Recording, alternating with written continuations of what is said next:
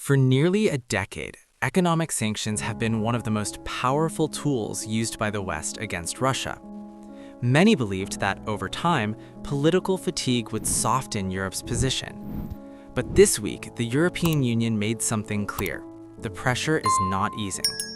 With a fresh decision from Brussels, sanctions on Russia have been extended again, pushing the standoff deeper into 2026. This is not just a European move. It directly affects the United States, Canada, global energy markets, and the balance of power shaping today's world. Economic sanctions have become one of the most defining tools of modern geopolitics. Unlike military force, sanctions operate quietly, often away from public attention, but their influence can shape nations over years rather than weeks. In the case of Russia, sanctions are not a temporary response. They represent a long-term strategic framework built by the European Union, the United States, and Canada. Sanctions exist to change behavior without triggering direct conflict. Since Russia's actions in Ukraine escalated into a full-scale war, Western governments deliberately chose economic pressure over direct military confrontation. This approach reflects lessons learned from previous conflicts, where prolonged wars created instability far beyond the battlefield. Over time, sanctions evolved from targeted restrictions into a broad economic system designed to limit Russia's strategic flexibility. Financial institutions, export markets, technology access, energy revenues, and logistics networks were all gradually placed under pressure.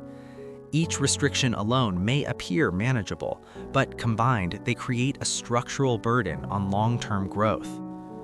One reason sanctions still matter is their cumulative nature. Unlike tariffs or short-term trade disputes, sanctions restrict access to advanced systems that modern economies depend on. Banking infrastructure, payment systems, insurance networks, and technology supply chains are deeply interconnected. Limiting access to these systems does not stop economic activity overnight, but it steadily reduces efficiency, competitiveness, and innovation. Another key factor is political signaling. Sanctions communicate intent not just to the targeted country, but to the global system. When the EU renews sanctions, it signals consistency and endurance. This matters because geopolitical pressure often depends less on intensity and more on predictability. A policy that remains firm over time shapes expectations, investment decisions, and diplomatic calculations. Critics often argue that sanctions hurt ordinary citizens more than governments. While that concern exists, Western policymakers increasingly frame sanctions as a tool of containment rather than collapse.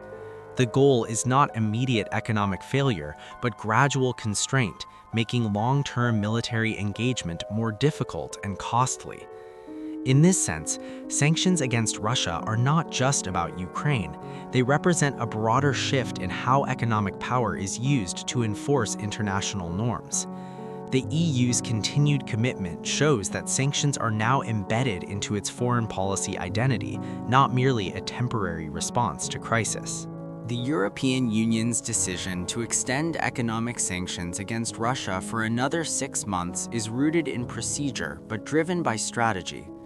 Every extension requires approval from all member states, making unanimity a powerful indicator of political alignment across Europe.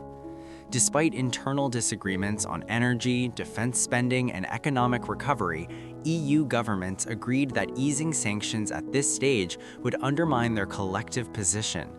This consensus reflects years of coordination and institutional alignment that now guide EU foreign policy. The sanctions extension maintains restrictions across multiple sectors. Financial sanctions limit Russian banks' access to EU capital markets and financial services. Trade sanctions restrict imports and exports of key goods, particularly those with military or dual-use applications. Technology sanctions continue to block access to advanced machinery, software, and components essential for industrial modernization. Energy-related restrictions remain among the most sensitive.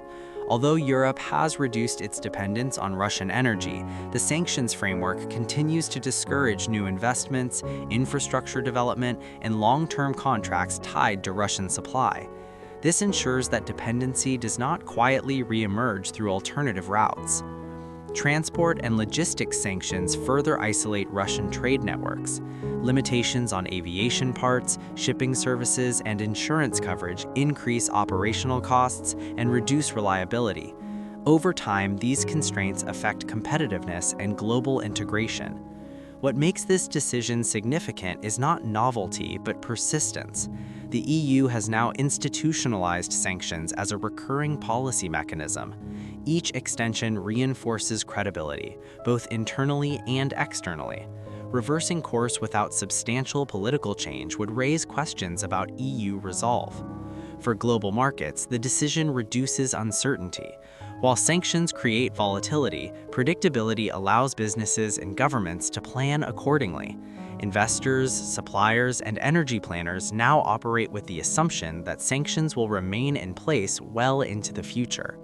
In short, this extension was not about escalation, it was about continuity, ensuring that existing pressure remains steady, coordinated, and credible.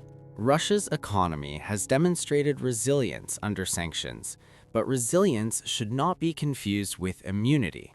Over time, restrictions reshape economic structures in ways that are difficult to reverse.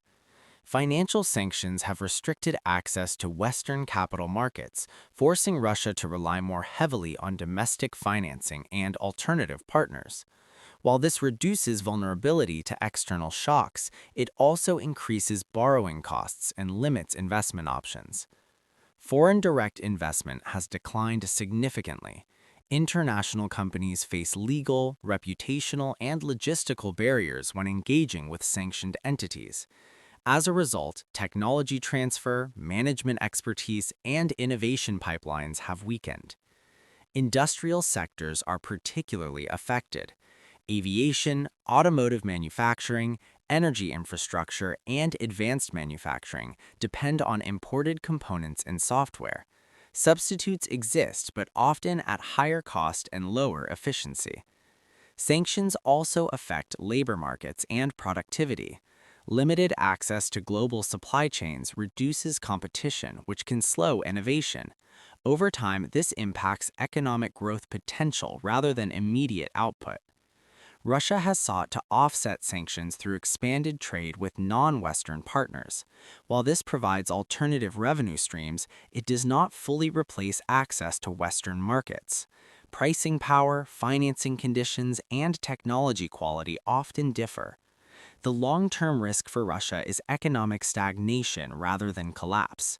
Sanctions aim to cap growth, restrict modernization, and reduce strategic flexibility. This slow pressure aligns with Western objectives of deterrence without direct conflict. The extension of sanctions is not the end of the story. It is another chapter in a conflict that continues to reshape global politics.